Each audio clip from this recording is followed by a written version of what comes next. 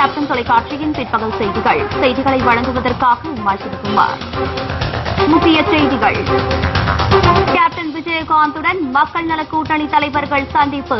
எந்தெந்த தொகுதிகளில் போட்டியிடுவது என்பது குறித்து முக்கிய ஆலோசனை.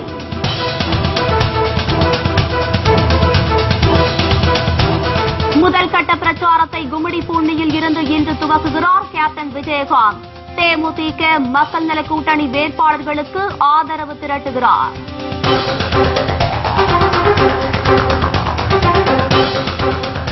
கருணாநிதிக்கும் ஜெயலலிதாவுக்கும் தாமே எதிரி என கேப்டன் விஜயகாந்த் பேச்சு. கேப்டன் கட்டுப்பாட்டிலே தேமுதிக உள்ளதாக திருமதி பிரேமலதா விஜயகாந்த் விளக்கம்.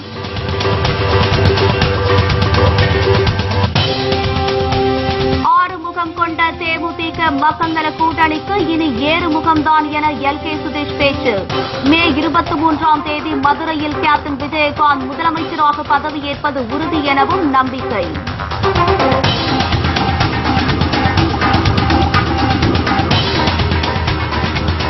தமிழக மக்கள் விரும்பும் வெற்றி கூட்டணியில் தமாக இணைந்துள்ளது. ஜி.கே. வாசன் பேட்டி.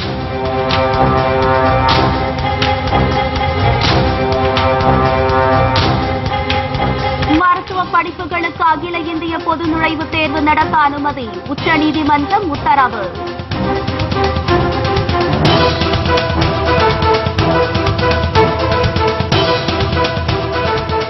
விரிவான செய்திகள்.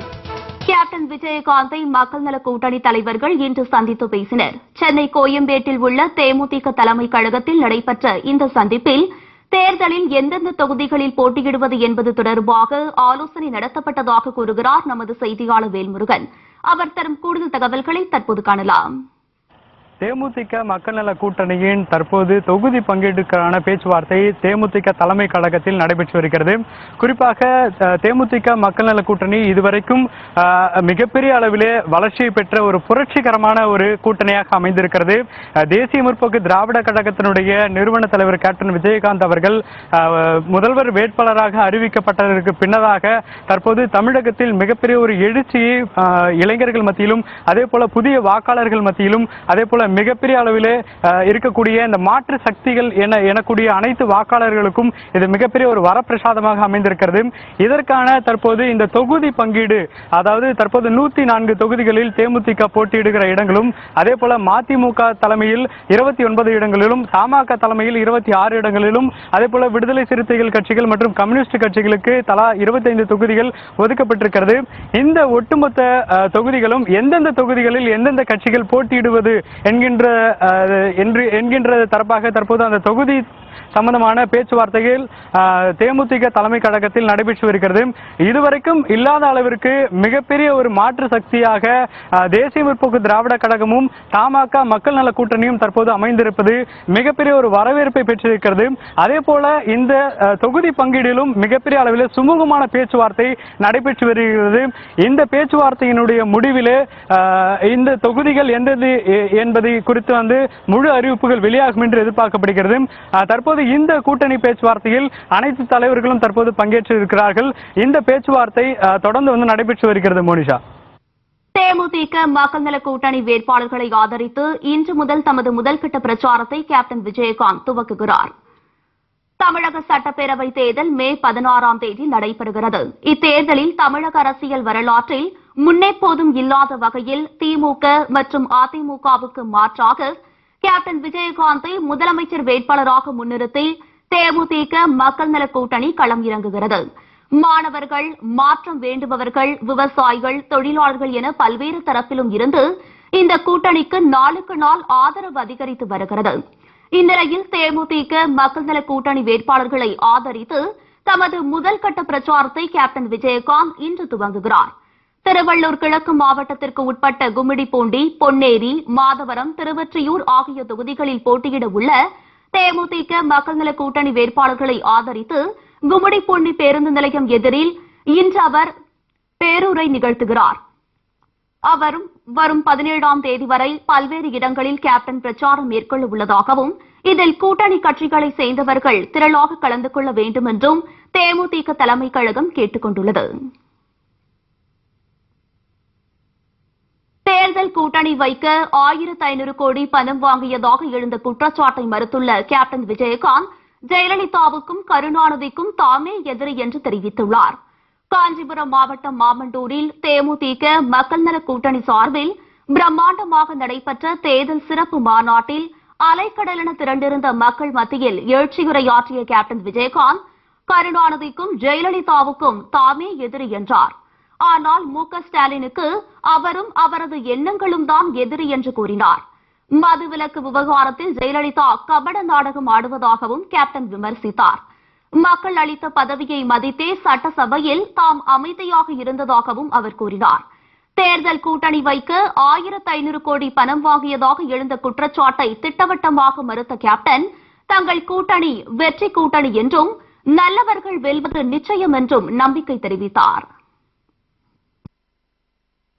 கலைஞருக்கு எதிரி யாரு? ஜெயலலிதா. ஜெயலலிதாவுக்கு எதிரி யாரு?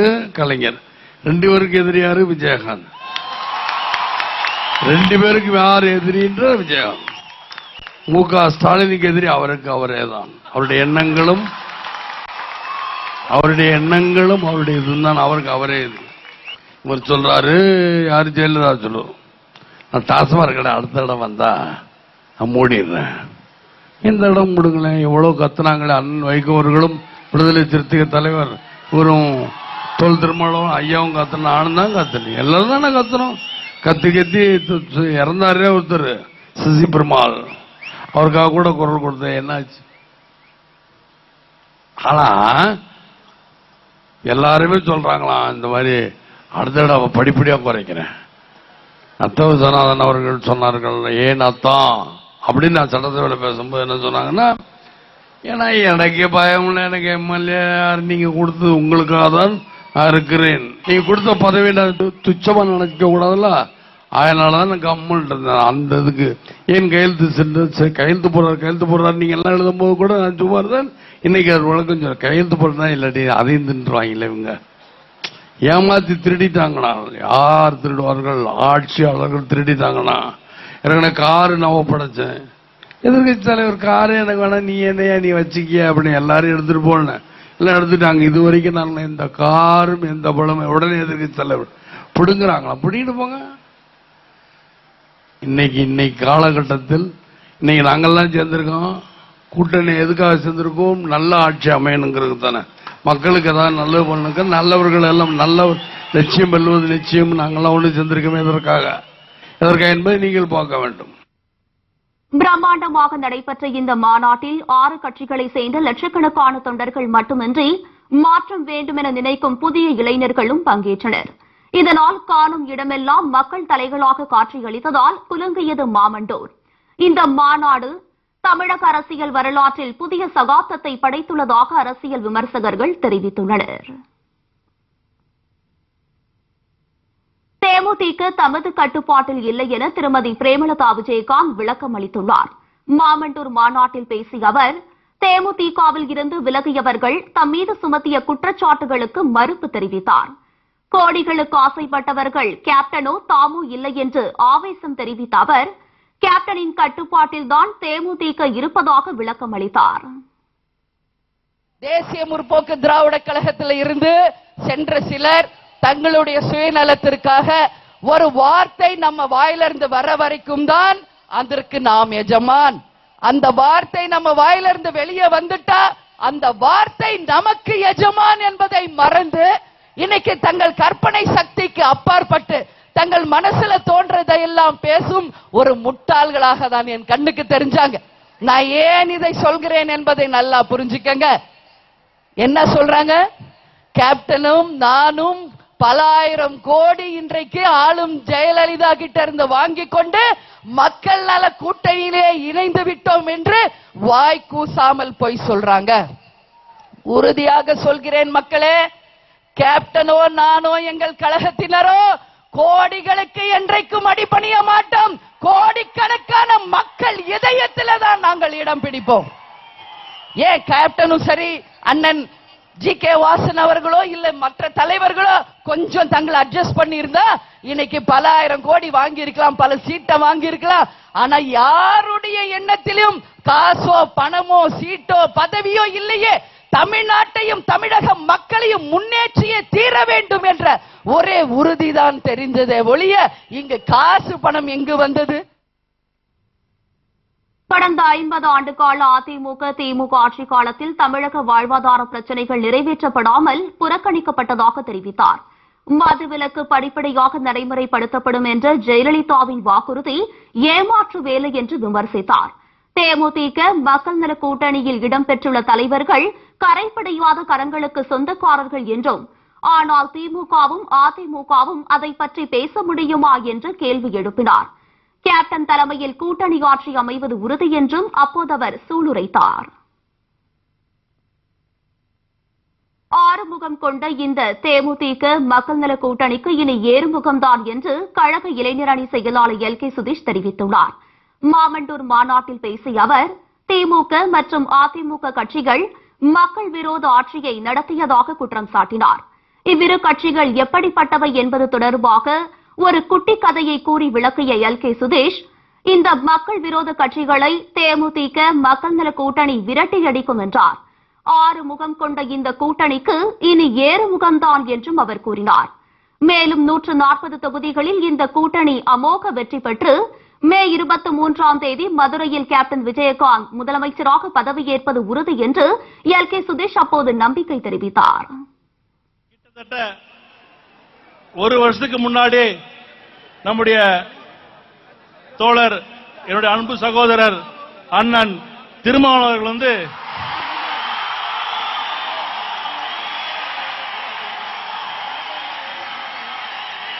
எனக்கு தேதி ஞாபகம் இருக்கு. ஆகஸ்ட் 18 அண்ணனுடைய பிறந்தநாள், மறக்க முடியாது. அதே போல எங்களுடைய தலைவர் கேப்டன் விஜயகாந்தோட பிறந்தநாள் ஆகஸ்ட் 25. 2 சக்தியும் பிறந்த மாதம் ஆகஸ்ட். அன்னைக்கு அண்ணன் வந்து கேப்டனை வந்து வாழ்த்த வீட்டுக்கு வந்தாரு.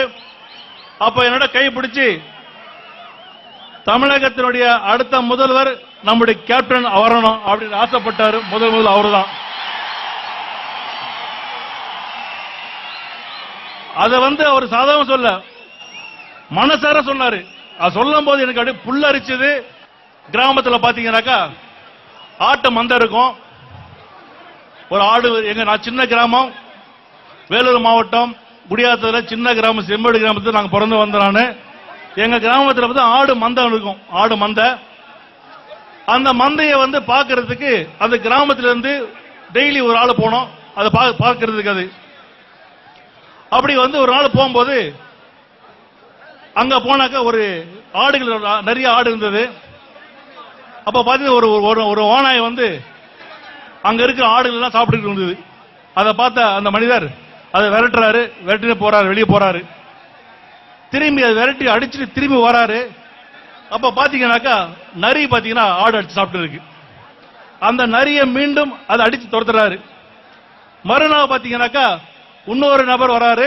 அதே போல ஆடு வந்து அங்க அந்த இது ஓனாயை சாப்பிடுது, விரட்டுறாங்க. திருப்பி வராரு, நரி சாப்பிடு, துரத்துறாங்க. இப்படி வந்து டெய்லி பாத்தீங்கன்னா நடக்குது மாதிரி.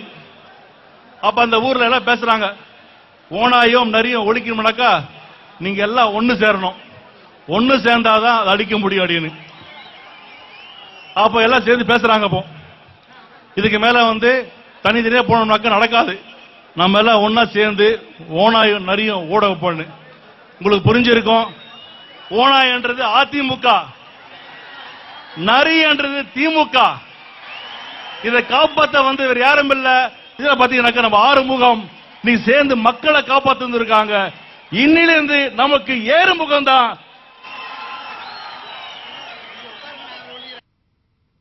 திருதாவூர் பங்களாவில் கண்டெய்னர் லாரிகளில் பணம் கொண்டு சென்றது தொடர்பாக புகார் அளித்தும் தேர்தல் ஆணையம் சோதனை நடத்தாதது ஏன் என்று மதிமுக பொதுச் செயலாளர் வைகோ கேள்வி எழுப்பியுள்ளார்.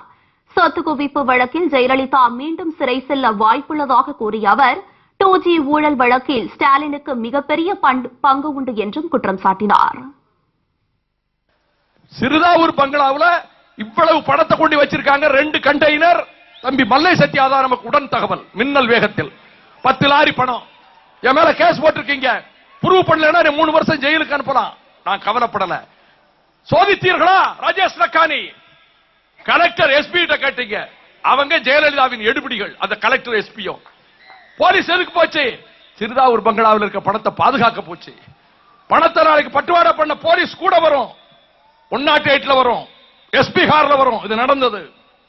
விவசாய பெருமக்களே, உங்களை பாழ்படுத்திய இந்த 2 கட்சிகளை, ஊழல் திமிங்கலங்களை நாங்கள் ஆட்சி படத்துக்கு நெருங்க விட மாட்டோம். 2 பேரும் கூண்டில் நிறுத்தப்பட்டிருக்கிறார்கள். திமுக தலைமை திமுக தொண்டர்கள் அல்ல, அண்ணா திமுக தலைமை அண்ணா திமுக தொண்டர்கள் அல்ல. ஒரு பக்கம் சொத்து குவிப்பு வழக்கு தலைக்கு மேல் கத்தி தொங்குகிறது. ஜெயலலிதா பரப்புர அக்ரஹாரம் ஜெயிலுக்கு போறது போல மீண்டும் சிறை பிரவேசம் செய்ய வேண்டிய நிலைமை ஏற்பட்டாலும் ஏற்படலாம். நான் நீதிபதியின் தீர்ப்பை முன்கூட்டி சொல்ல முடியாது. There is a danger. ஒரு பேராபத்து அவர்களுக்கு இருக்கிறது. அதே போல திராவிட முன்னேற்ற கழகத்தின் தலைமைக்கு 2G ஸ்பெக்ட்ரம் வழக்கு கத்தி போல் தொங்குகிறது. இதில் பலிகடாக்கப்பட்டவர் கனிமொழி, பெரும்படத்தை பெற்றுக் கொண்டவர் மிஸ்டர் மு க ஸ்டாலின். நான் பகிரங்கமாக குற்றம் சாட்டுகிறேன். சாதிக் பால்பா 4 முறை பங்களாவிலே ஸ்டாலினை சந்தித்ததற்கு நான் ஆதாரம் வைத்திருக்கிறேன், சாட்சியம் வைத்திருக்கிறேன். எதற்கு சந்தித்தார்? பணம் ஆயிரக்கணக்கான கோடிகள் அட்டை பெட்டிகளிலே வந்தது. எந்த இடத்தில் பரிமாறப்பட்டது என்ற ஆதாரம் நான் வைத்திருக்கிறேன். சிறிய இடைவெளிக்கு பிறகு மேலும் பல செய்திகளை பார்க்கலாம். தொடர்ந்து இணைந்திருங்கள் நமது கேப்டன் தொலைக்காட்சியுடன். பருப்புனா பாதையில் பயணிக்கவும் வளமான மாநிலமாக மாறுவதற்கும் ஒரே பதில் கேப்டன் விஜயகாந்த் மட்டுமே என தமாக தலைவர் ஜி கே வாசன் தெரிவித்துள்ளார். வேறையில்லா திண்டாட்டம், தொழிற்சாலைகளிலே பின்னடைவு, மொத்தத்திலே தமிழகத்தினுடைய வளர்ச்சி தடைபட்டு போயிருக்கிறது என்பதுதான் உண்மை நிலை. இதற்கான ஒரே பதில் நம்முடைய மதிப்பிற்குரிய கேப்டன் விஜயகாந்த் அவர்களது தலைமையிலே ஆட்சி மாற்றம். இதுதான் இதற்கான ஒரே பதில் என்பதை இந்த நேரத்திலே நான் ஆணித்தனமாக கூற விரும்புகிறேன். நண்பர்களே, மக்கள் நல்லவர்களை விரும்புகிறார்கள், நாணயமானவர்களை விரும்புகிறார்கள்.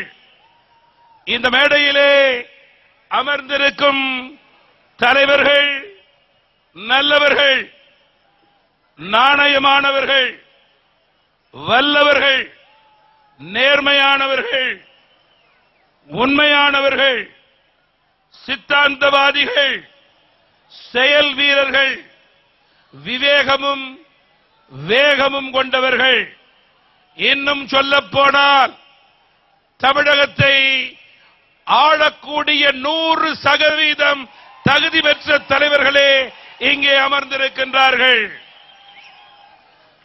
என்னை சேர்த்து 6 தலைவர்கள் சார்பாக நான் தமிழக மக்களை கேட்டுக் கொள்கிறேன். எங்களுக்கு ஒரு வாய்ப்பு தாருங்கள். நல்லாட்சியை தருகிறோம். வளமான தமிழகத்தையும் வலிமையான பாரதத்தையும் எங்களால் ஏற்படுத்த முடியும். இந்த கூட்டணி வெற்றி பெற்றால் அது 6 தலைவர்களுடைய வெற்றி அல்ல, அதற்கு நேர்மாறாக தமிழக மக்களுடைய வெற்றி, தமிழக இளைஞர்களுடைய வெற்றி என்று நான் குறிப்பிட விரும்புகிறேன். ஒடுக்கப்பட்ட மக்களுக்கு அதிகார பகிர்வு அளிக்க ஒப்புக்கொண்ட ஒரே தலைவர் கேப்டன் விஜயகாந்த் தான் என்று விடுதலை சிறுத்தைகள் கட்சித் தலைவர் தொல் திருமாவளவன் புகழாரம் சூட்டியுள்ளார். கேப்டன் விஜயகாந்த் அவர்கள் தமிழ்நாட்டின் முதலமைச்சர் ஆனால் என்ன தவறு? தமிழ்நாட்டில் ஒரு நடிகர் என்கிற புகழோடு விளங்கிய எம்ஜிஆர் அவர்கள் தமிழ்நாட்டின் முதல்வராகிறார். ஆனால் எம்ஜிஆர் அவர்களோடு திரைப்படத்தில் தோன்றியவர் இன்றைக்கு தமிழக முதல்வராக நாற்காலியில் அமர்ந்திருக்கிறார். அவர்களுக்கெல்லாம் என்ன தகுதியோ அதைவிட சிறப்பான தகுதி கேப்டன் விஜயகாந்த் அவர்களுக்கு இருக்கிறது என்பதை நான் சொல்ல கடமைப்பட்டிருக்கிறேன். தன்னுடைய பிறந்த நாளை வறுமை ஒழிப்பு நாள் என்று பிரகடனம் செய்தவர். அரசியலுக்கு வந்த பிறகல்ல, அவர் நடிகராக இருந்த போதே தான் தோன்றிய படங்களில் தான் நடித்த கதாநாயகனாக நடித்த ஒவ்வொரு திரைப்படத்திலும் ஏழை எளிய மக்களுக்காக, ஒடுக்கப்பட்ட மக்களுக்காக, பாடுபடுகிற பாட்டாளி மக்களுக்காக அவர் பேசியிருக்கிறார், நடித்திருக்கிறார். அது எத்தனையோ இளைஞர்களை கவர்ந்திருக்கிறது. ஏன் அடுத்து கேப்டன் விஜயகாந்த் அவர்கள் தமிழ்நாட்டில் முதலமைச்சர் நாற்காலியில் அமரக்கூடாது? சிலர் கேட்கிறார்கள், மக்கள் நல கூட்டணியில் திருமாவளவனை ஏன் முதல்வர் வேட்பாளராக அறிவிக்கவில்லை என்கிறார்கள். நான் சொல்லுகிறேன், கேப்டன் விஜயகாந்த் முதல்வரானால் திருமாவளவன் முதல்வரானால்தான் பொருள். கேப்டன் விஜயகாந்த் முதலமைச்சர் நாற்காலியில் அமர்ந்தால் ஒடுக்கப்பட்ட மக்களின் அதிகார பகிர்வை பெற முடியும். ஏனென்றால் எம்ஜிஆர் அவர்களுக்கும் ஜெயலலிதா அவர்களுக்கும் இல்லாத ஒரு தகுதி கேப்டன் விஜயகாந்த் அவர்களுக்கு என்ன இருக்கிறது என்று நீங்கள் கேட்கலாம். ஒன்றை சொல்லுகிறேன், மிக முக்கியமான தகுதி.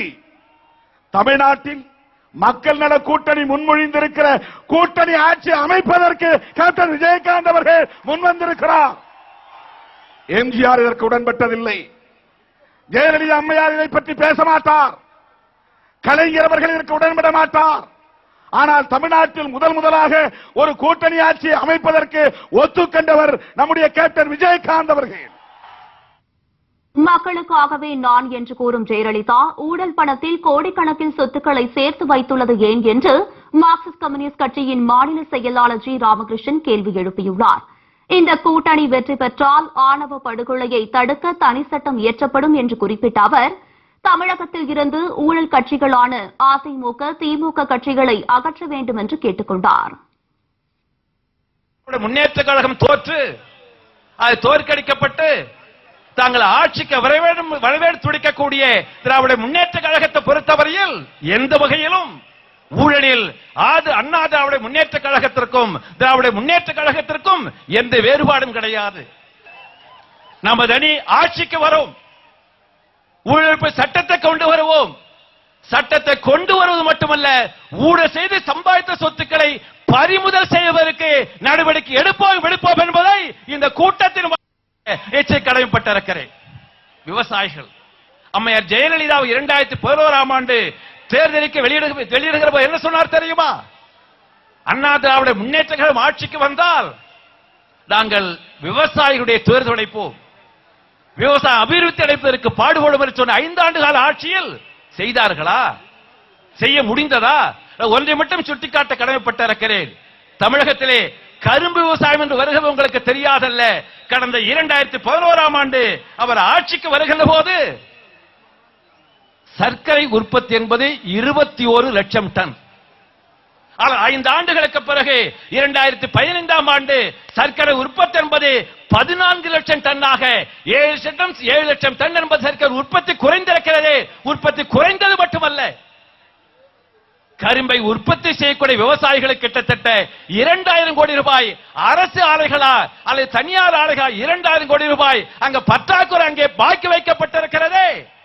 நமது அணியின் சார்பாக சொல்லுகிறேன், நமது அணி ஆட்சிக்கு வரும். ஆட்சிக்கு வருகின்ற போது அந்த விவசாயிகள் துடைப்பது மட்டுமல்ல, விவசாயிகளை ரத்து செய்வதற்காக மகத்தான நடவடிக்கை எடுப்போம் என்பதை நான் இங்கே சுட்டிக்காட்ட கடமைப்பட்டிருக்கிறேன். தமிழக மக்கள் விரும்பும் வெற்றி கூட்டணியில் தமாக இணைந்துள்ளதாக அதன் தலைவர் ஜி கே வாசன் தெரிவித்துள்ளார். மதுரை விமான நிலையத்தில் செய்தியாளர்களிடம் பேசிய அவர், மக்கள் விரும்பும் கூட்டணியில்தான் தமிழ் மாநில காங்கிரஸ் இடம்பெறும் என்று தாம் ஏற்கனவே கூறியிருந்தபடி தற்போது அந்த கூட்டணியிலேயே இணைந்துள்ளதாக குறிப்பிட்டுள்ளார். கட்சியின் எதிர்கால நலன் கருதியே இந்த முடிவை எடுத்துள்ளதாக ஜி கே வாசன் குறிப்பிட்டார்.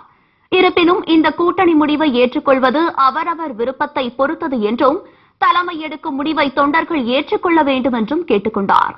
தேமுதிக மக்கள் நல கூட்டணி தமாக இன்றைக்கு மக்கள் விரும்பும் கூட்டணியாக செயல்பட தொடங்கியிருக்கிறது. காரணம், தமிழக மக்கள் நேர்மை, எளிமை, தூய்மை, வெளிப்படையான நிர்வாகம் இதனை நோக்கியே அவருடைய எண்ணம் இருக்கிறது. இயக்கத்தினுடைய முடிவை ஏற்றுக்கொள்வதும் ஏற்றுக்கொள்ளாததும் அவரின் தனிப்பட்ட சொந்த கருத்து. மதுவிலக்கு மற்றும் ஊழல் தொடர்பாக பேச திமுக மற்றும் அதிமுகவுக்கு அருகதை இல்லை என்று இந்திய கம்யூனிஸ்ட் கட்சியின் மாநில செயலாளர் முத்தரசன் தெரிவித்துள்ளார். மாமண்டூர் மாநாட்டில் பேசிய அவர், தமிழகத்தை மாறி மாறி ஆட்சி செய்த திமுக மற்றும் அதிமுக கட்சிகள் மக்களின் கோடிக்கணக்கான பணத்தை கொள்ளையடித்து விட்டதாக சாடினார். தாங்கள் ஆட்சிக்கு வந்தால் விவசாயிகளின் கல்விக்கடன் தள்ளுபடி செய்யப்படும் என்றும் முத்தரசன் தெரிவித்தார். தமிழ்நாட்டில் பூரண மதுவிலக்கை தளர்த்தி தமிழ்நாட்டு மக்களை, தமிழ்நாட்டு இளைஞர்களை, தமிழ்நாட்டு மாணவர்களை, தமிழ்நாட்டு இளம் பெண்களை சாராயம் குடிக்க வைத்த கட்சி திமுக, சாராயம் குடிக்க வைத்த கட்சி அண்ணா திமுக. ஆகவே தான் சொல்லுகிறோம், தமிழ்நாட்டில் மாற்றம் ஏற்பட வேண்டும் என்று சொல்லுகிறோம். இந்த ரெண்டும் வேண்டாம், இந்த ரெண்டு கட்சிகளுடைய ஆட்சி தேவையில்லை. இதற்கு மாறாக மாற்று கொள்கையுடைய கொள்கை மாற்றம் தேவை, புதிய ஆட்சி தேவை என்று சொல்லுகிறோம். தமிழ்நாட்டில் இருக்கிற விவசாய பெருங்குடி மக்கள் தங்களுடைய வாழ்க்கைக்காக போராடி கொண்டிருக்கிறார்கள். உற்பத்தி செய்கின்ற பொருளுக்கு கட்டுப்படியான விலை வேண்டும் என்று போராடுகிறார்கள். கூட்டுறவு வங்கிகளில், தனியார் வங்கிகளில் பெற்ற கடனை திருப்பிச் செலுத்த முடியவில்லை. தனியார் வங்கிகள் அடியாட்களோடு, காவல்துறையின் துணையோடு விவசாயிகளை வீடு புகுந்து நிர்பந்திப்பதையும், அவர்களது வீட்டில் இருக்கிற பொருளை ஜப்தி செய்வதையும் கண்டோம். பல விவசாயிகள் தற்கொலை செய்து கொண்டு செத்து போனார்கள். விஜய் மல்லையா என்கிறவர் 9,000 கோடி கடன் பெற்றிருக்கிறார் தேசுடைமையாக்கப்பட்ட வங்கிகளில். அந்த கடனை திருப்பி பெறுவதற்கு மத்திய அரசிற்கு வக்கி இல்லை, மோடி அரசிற்கு வக்கி இல்லை. அதற்கு மாறாக 1/2 ஏக்கர், 1 ஏக்கர், 2 ஏக்கர், 5 ஏக்கர் வைத்திருக்கக்கூடிய விவசாயிகள் பெற்ற கடனை திருப்பி செலுத்தவில்லை என்பதற்காக அவர்களை சாகடிக்கின்ற அரசாங்கமாக இன்றைக்கு இருக்கிற நம்முடைய மாநில அரசாங்கம் இருக்கிறது. மருத்துவ படிப்புகளுக்கு அகில இந்திய பொது நுழைவுத் தேர்வு நடத்த உச்சநீதிமன்றம் அனுமதி அளித்துள்ளது. இந்திய மருத்துவ கவுன்சிலின் பரிந்துரையின்படி தேசிய அளவில் இளங்கலை மற்றும் முதுகலை மருத்துவ பட்டப்படிப்புகளுக்கான நுழைவுத் தேர்வு நடத்த சுகாதாரத்துறை முயற்சி மேற்கொண்டது. இது தொடர்பாக தனியார் மருத்துவக் கல்லூரிகள் தொடர்ந்த வழக்கில் அரசின் இந்த முயற்சிக்கு உச்சநீதிமன்றம் கடந்த 2013 தடை விதித்தது. இதனை மறு ஆய்வு செய்யக்கோரி உச்சநீதிமன்றத்தில் மத்திய அரசும் இந்திய மருத்துவ கவுன்சிலும் மனு தாக்கல் செய்தனர். இதனை இன்று விசாரித்த உச்சநீதிமன்றம் தடையை ரத்து செய்து உத்தரவிட்டது. இந்த வழக்கில் பொது நுழைவுத் தேர்வு நடத்துவது குறித்து மீண்டும் விசாரணை நடைபெறும் என்றும், அதுவரை தேசிய அளவில் பொது நுழைவுத் தேர்வு நடத்தலாம் என்றும் ஆணை பிறப்பித்துள்ளது.